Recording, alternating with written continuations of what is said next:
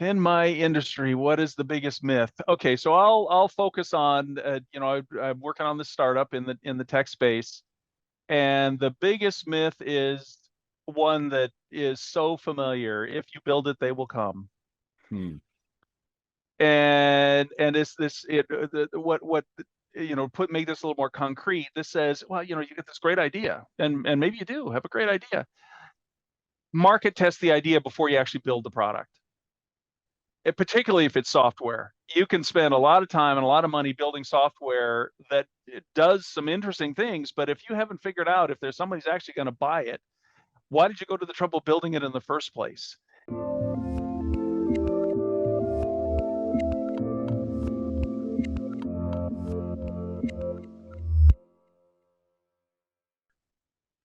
Hey everyone, this is Devin Miller here with another episode of The Inventive Expert. I'm your host, Devin Miller, the serial entrepreneur that's grown several startups into 7 and 8 figure businesses, as well as the founder and CEO of Miller IP Law, where he helps startups and small businesses with their patents and trademarks.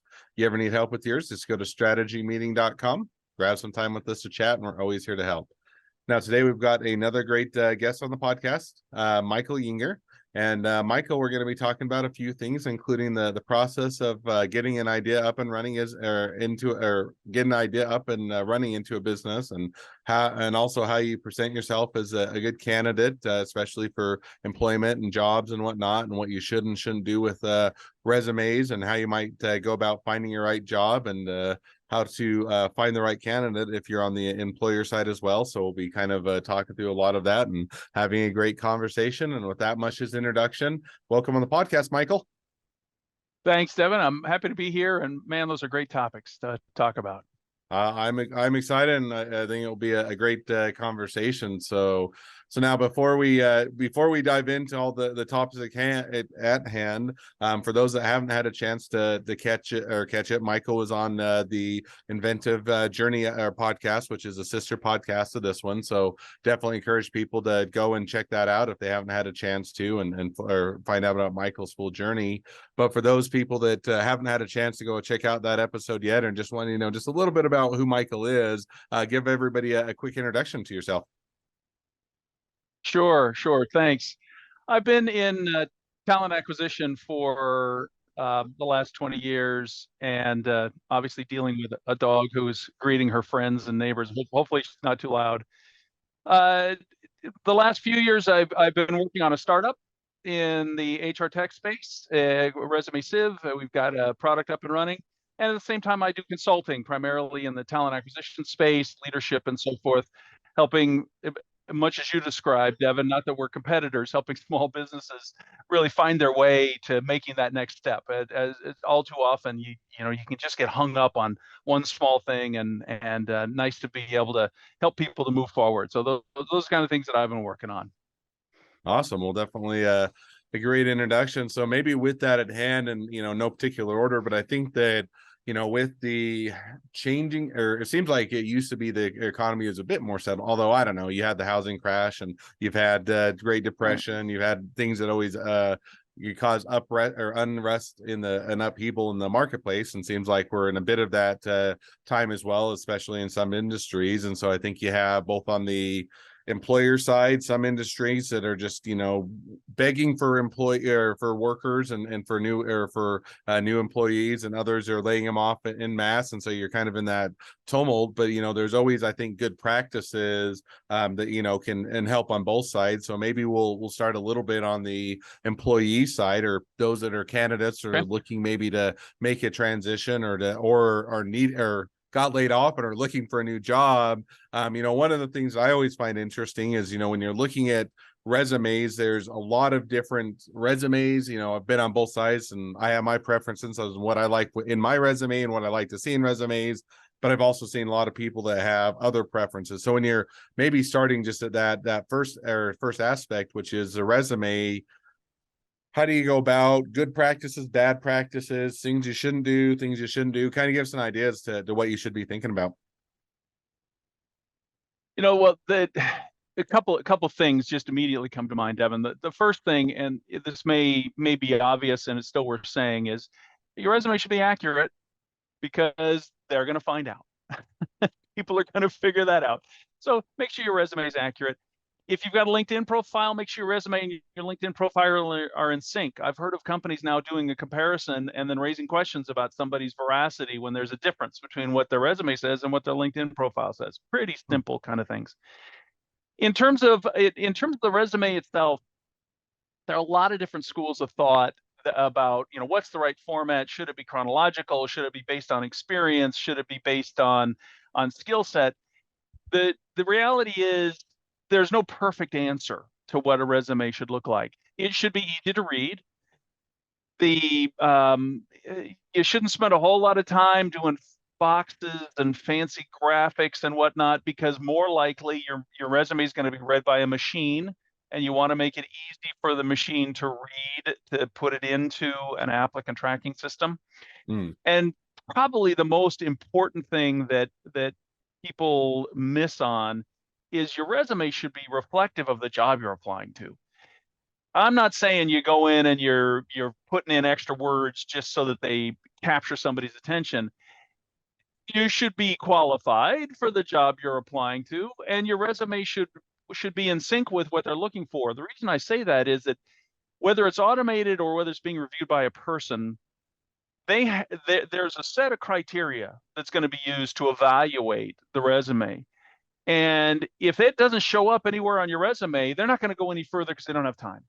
Hmm. Because in today's environment, the speed to market is critical for somebody who's doing hiring, because candidates just don't stay around very long. And so if your resume doesn't reflect what the job is asking for, you're probably not going to get a deeper look. You might be really qualified to do a lot of things, and maybe even really qualified to do the job that you're considering. And if your representation, which is to say your resume, doesn't reflect that, you may not get a chance to actually talk to somebody. You may be discarded out of hand because they're flipping through resumes very quickly. Recruiters are handling lots and lots of requisitions. One of the things that there's a carryover from the COVID days, which are not so far behind us, is there's just not enough recruiters around. So recruiters are carrying a bigger workload, which means they're spending less time on that resume evaluation. So you want to make yourself as presentable as possible given what it is that that job is looking for. I'm not saying you have to rewrite your resume every time. And if the resume is looking for sales experience and your job doesn't have your resume doesn't have any sales experience on it, they're probably not going to give you a second look. Just something to think about. And you hit on a lot of great pieces of information. One of the questions, that I think people have is, how much do you tailor your resume to the job that you're applying for, right? So it's not, and I totally Yeah. agree. You need to be truthful, forthright. It needs to coexist. I like the idea of, especially as LinkedIn is pretty popular platform, should reflect, you don't have a gap here and not a gap here, or you have experience here but not here, in either direction. I think that's a great takeaway. But, there is still that crafting your resume to be in line with the job you're applying for, or to put yourself in the best light, right? So it's not that you embellish or you're Yes. dishonest, but you still can put yourself in different lights. If you just make it sound like you don't really have any, even if you do have experience in this area but you never highlight it, it makes you look like a less favorable candidate versus more so and whatnot. So what level do you adjust or craft your resume based on the position, and how much do you just leave it as, hey, this is going to be, I am who I am, it is what it is, and I'll apply, and Yeah. that type of thing. So any thoughts on that?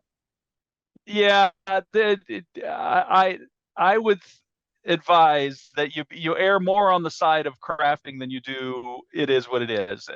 Unless your resume really fits the job, and that's entirely possible, right? If you're looking for a sales job and you've been in sales, is it reflecting the kind of sales that they want to have? That's the other thing, is that a job description will have criteria that they're looking for. And when I'm looking at a job description, reviewing one, the first place I go is to look at what the requirements are, because that's the kind of thing that you need to have on your resume. There's often going to be a lot of description of the kind of work you might be doing, description of what the areas of responsibility are. Those are all important things for you to understand as an applicant.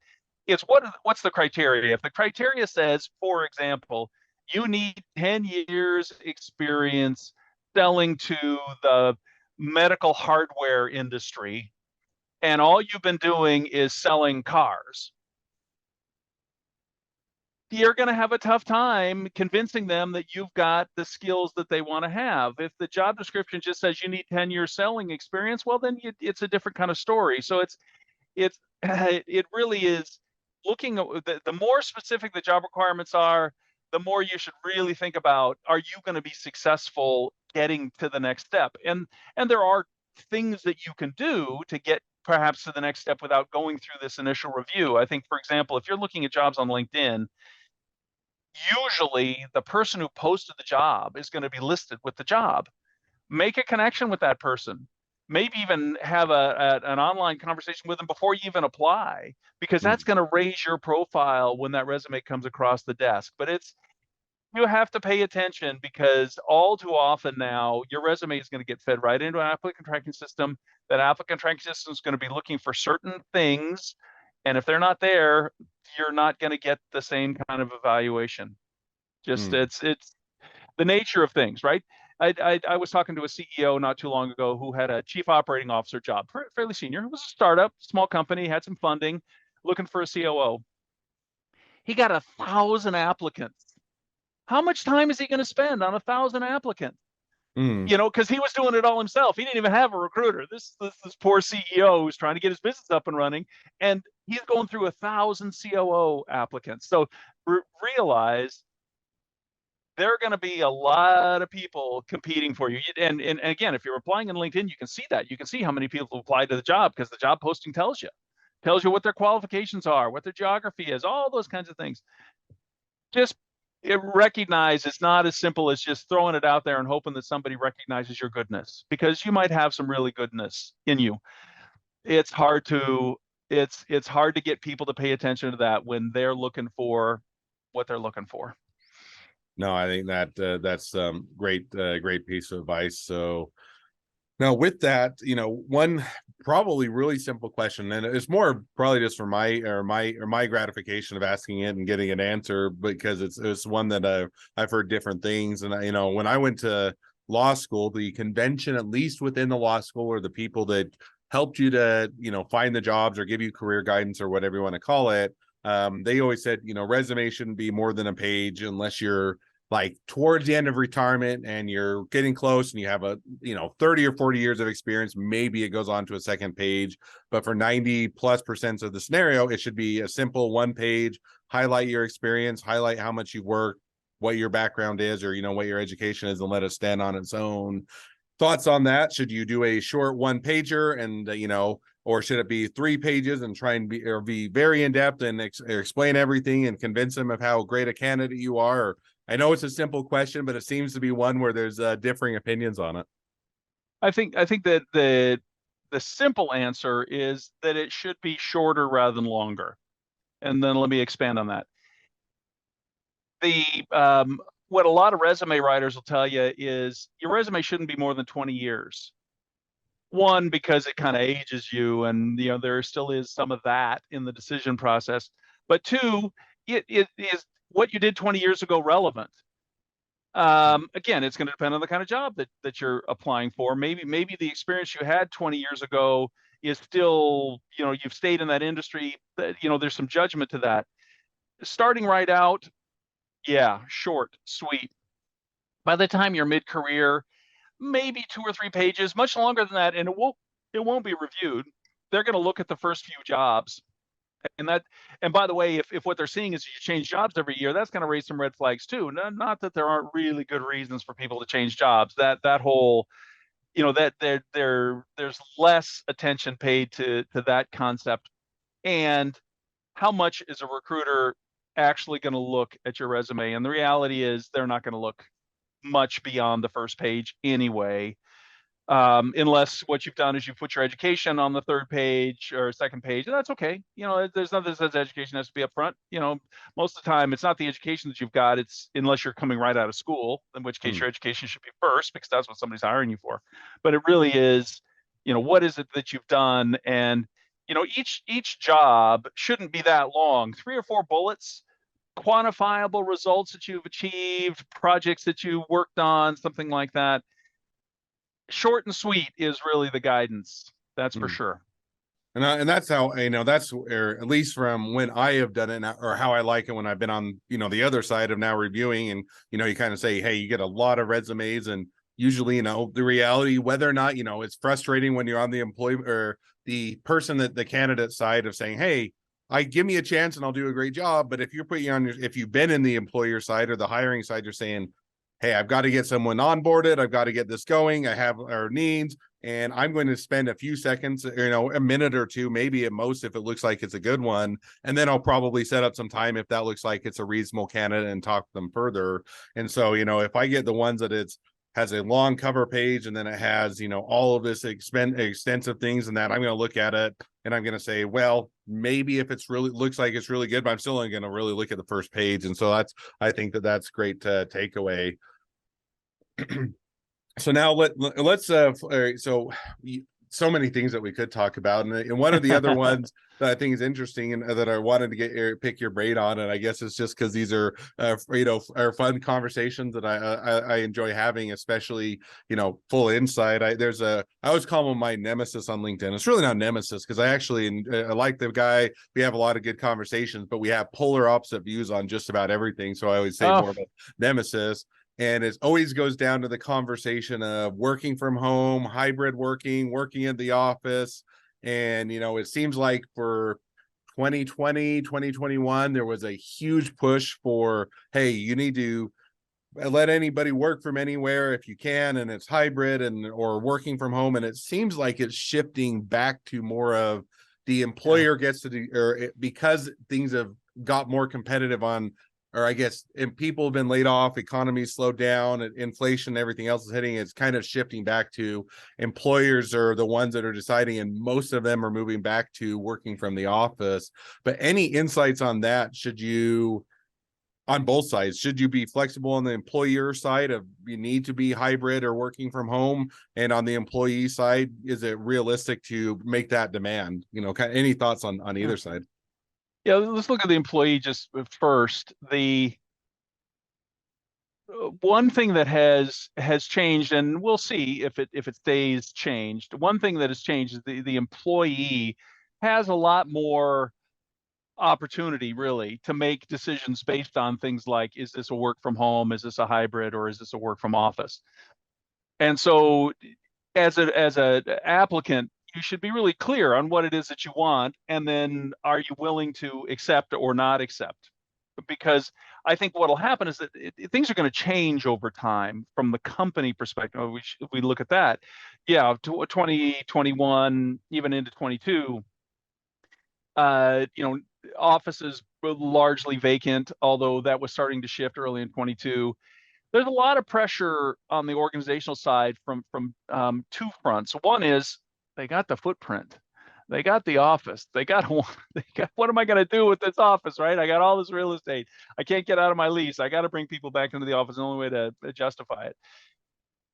The other is that there are jobs, are things that do benefit from that sort of collaboration, and some companies recognize that, sometimes some don't. Um, I told you up front, I'm working on a startup, and we've been virtual because we started in right after the beginning of the COVID lockdown, and have no intention of doing anything other than being virtual. So I think the company has to make a decision around what's the best, because you can put pressure on your workers that they may just say, well, I'm going to go somewhere else because I can do this same job for this other company from anywhere. Why would I come back to the office? Maybe I even moved during COVID to somewhere that's a little bit easier to deal with, and I'm not anywhere near the office anymore. There are those kinds of realities. And so I think that both sides of the equation, the employees and the employers are gonna continue to sort of feel their way out. The what and again, it's like everything else. There's no right answer. What some things, there's some jobs. Can you stock a warehouse and manage people in a warehouse from home? No, you can't. Yep. Famously, let's look at Elon Musk. Not to go far down that hole, but he said at one point, look, everybody who's building cars has to be in the office. It has to be in the factory, and so the people managing them should be in the factory to manage them. Okay, there's a certain amount of, you can really understand how that's going to work on a give and take basis. And if you're running a consulting firm, uh, some sort of a services firm, even things like customer service, where all it takes is a phone. Do they have to be sitting in the office? Is there any really benefit to that? Those are decisions that you need to make as an employer, Hmm. and what is it that your people are going to expect? What is it that they'll put up with? And it's just going to change over time. It's definitely going to change over time. That I don't think we're done with an office culture, but I think it will likely be less prevalent than it was in the past, mostly because one of the other things that employers figured out is that virtual is not necessarily less productive. That was always oh my God, people work from home and they won't do anything, right? They'll be playing with their Hmm. dog, or, dealing with their kids, and they won't do their work. Well, it's not exactly panned out. That productivity for those who are working remotely tends to be at or above other folks. They're not having to commute. They don't have to, deal with getting up and getting, the certain kind of clothes on every day. There's some real benefits to, people. I found, for example, that, obviously not traveling much during COVID. It's amazing how much time you have when you don't travel. It's just amazing how many more hours there are in the day when you're not going Hmm. to the airport, waiting in line to get on a plane, getting to where you're getting, all that kind of stuff. Yeah, sure, you can work while you're traveling, and most people do, but I think we will continue to see interest in this hybrid style. No, and I think that, yeah, it's interesting kind of how it ebbs and flows. And like I said, I've ebb and flowed on, even on the employer side. At one point in my career, I was pretty adamant everybody needed to be in the office, and now we switched to primarily remote for different positions. But I think that it is one that's interesting just to see how that ebbs and flows, and and how it and what industries are making those changes, and which ones feel like it worked out well, and which ones have now kind of retreated back to where they were at originally, now that they have that option. So one Yeah. of the other interesting things that love to pick your brain about or get a bit of insight is that red flags in a resume, or as you're submitting. I guess I'll broaden it out, both the resumes as well as just when you're going through the interviewing process, or or candidate review process. You touched on one, which is discrepancy between LinkedIn and resumes, and I think that's becoming more Mhm. prevalent than it once was. Typically used to be, you submitted your resume, there wasn't a, other than calling up each of the previous employers and asking about it, there wasn't a lot of, and the universities and all that, and most of the time people just took it on face value because you didn't want to have to do that much work. But other red flags as you're going through that process, both on an employer, if you're saying, hey, here are things that you should be looking for as red flags, and then on the candidate side of, here are things you should avoid so you're not causing the red flags. But any thoughts on there? Yeah, there are a couple that are pretty common, and they're almost sort of mirrors of each other. The first is, do you have overlap in employment? Now, that's entirely possible. Say, for example, on my resume, I sit on a board of directors, and I'm COO of a small company. So those things are both open, right? Because Hmm. I'm doing both those at the same time. But it is going to cause somebody to look, to look twice. Like, is this person double dipping? That particularly in this era of remote work, that it is a real challenge that we're discovering. The other is gaps. And I've seen very creative ways of dealing with gaps. Often it has to do with family, dealing with, somebody, dealing with raising children, or, somebody who moves with their spouse. And so they have gaps in their, and so it helps to be upfront with those kinds of things. Um, the other things that would concern people are, if you put a college, but, you don't, you're kind of, maybe you leave the college name off. I've got a bachelor's degree in, but, biochemistry, but I don't say where I went. Hmm. Then somebody's saying, well, what's that? So a lot of it has to do with the truthfulness of it, and whether or not these things can be validated. where your company's located is not so critical anymore. It used to be that, oh my God, you got to put down the website. Well, everybody knows how to find a website these days, so you don't need to put down the website. A lot in a lot of ways, it's simpler with all the online tools that are available. What you should be looking out for, but I think it really goes back to, do you have the skills that they're looking for, and they should tell you what the skills are in their criteria. That's probably the biggest thing, and we already beat that one to death. No, but one of the things you hit on, I think it is both on the employee and the employer side, that I think is interesting, and it seems to be more prevalent, as you touched on, with the working from home or hybrid, and that culture is, where you're double employed, right? So you're double dipping, or I'm working for two employers, and I try and keep them separate so they never know that I'm working for both, but then I'm really only doing half an effort on each of them, if that, and I'm trying to get two paychecks, right? And so it's kind of the one where, and it feels, at least on my end, dishonest, because you're really not giving your full Yeah, effort or even putting in the right. time that you committed to. But how do employers figure that out? Or, how did, on the Yeah. employer side, or looking at candidates, what are those red flags? Because, if I were to be in an interview, even if somebody already had a job that they weren't planning on leaving, they're just going to say, oh yeah, I'm planning on leaving as soon as if you were to hire me, and I just don't want to leave until I have that in place. And then they just never leave. But how do you go about identifying that flag or figuring it out? Well, it's not likely ever to be on the resume, right? If somebody is literally doing that, then they're not going to put it on the resume. Where I've seen it is in a couple of ways. One, people will have more than one LinkedIn page, or they'll have a Facebook page that's completely different than their LinkedIn page because of maybe the nature of the work. Mm. The other is websites, and I've seen that where somebody will have a website that's dedicated to doing something that's unrelated to what their employment is. Now, there may be a very good reason for that, but those are things where you're going to go beyond what somebody puts in their application. You're going to go beyond what somebody puts in their resume to look somebody up. It, you know, although Devin, it's kind of funny. People just sometimes they don't realize that all it takes is maybe just checking out what's going on your LinkedIn to realize that you've got sort of a dual life going on. People are just they it's we think people aren't paying attention, but the reality is that they are. That there are Mm. companies that are auditing, and as I said, there are companies that actually do go to the trouble of comparing LinkedIn and your resume, and if the dates don't match, then they say, well, if you can't keep this straight, then I don't know which is right.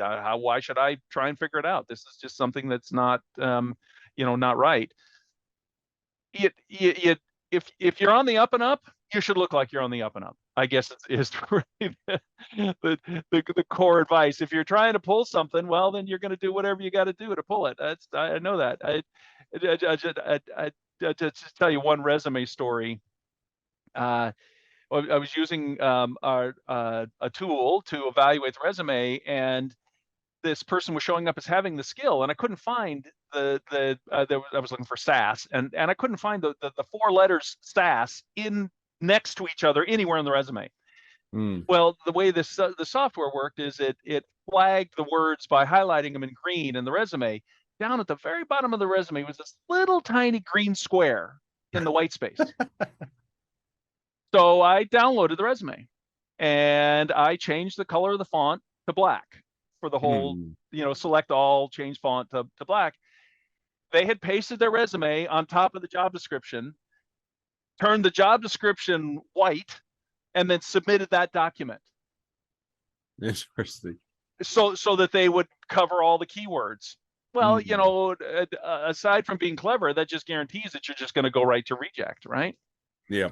You know, if people spend half as much time figuring out how to look good honestly as they do try to beat the system, they'd probably be more successful. That's just my Oh, and that's little. always, I always agree, and that's what's always interesting. If you just spend as much time just preparing, reviewing what the company Yes. does, reaching out to people, maybe you connect with the people on or LinkedIn, like some of their articles, read about them.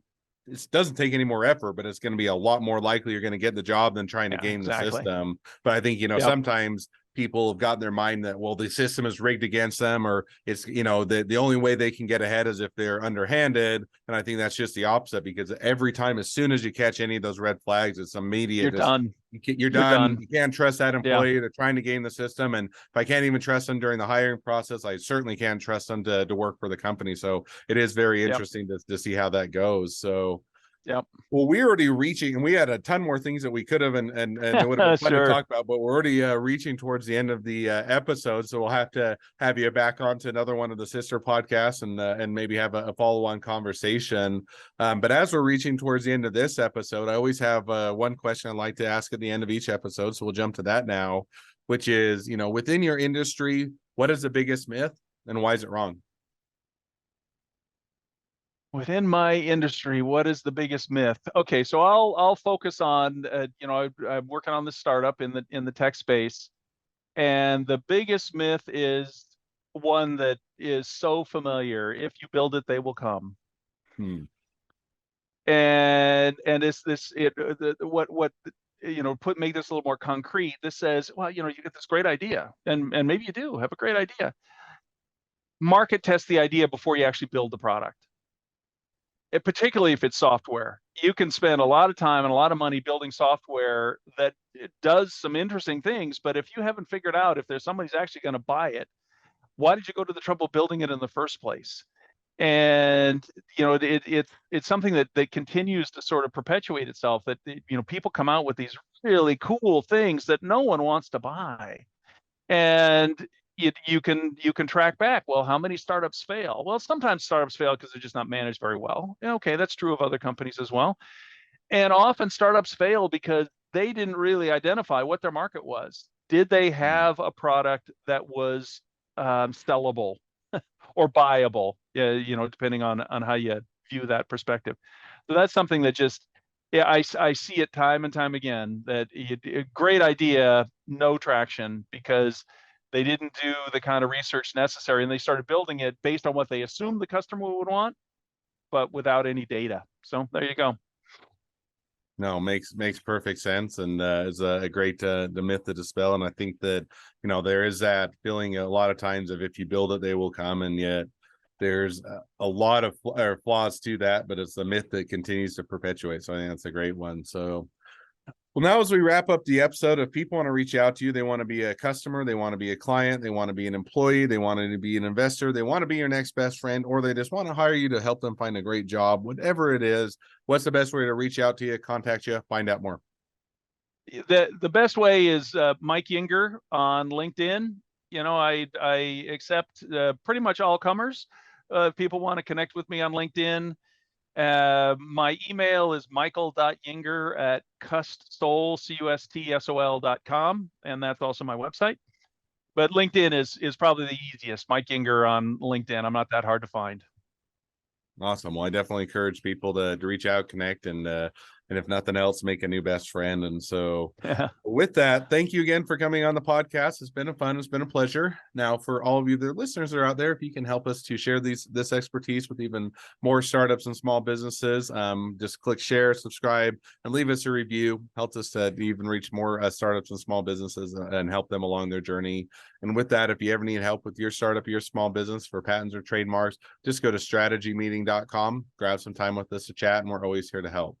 Well, thank you again, Michael, for coming on the podcast, and wish the next My leg of your pleasure. journey even better than the last. Thanks, Devin.